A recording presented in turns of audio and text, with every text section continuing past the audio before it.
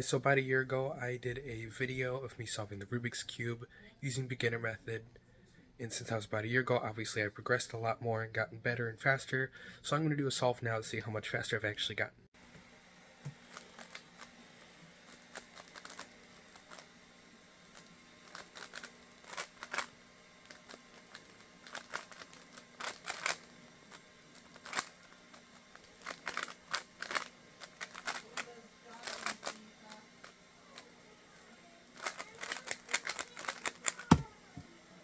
Whew.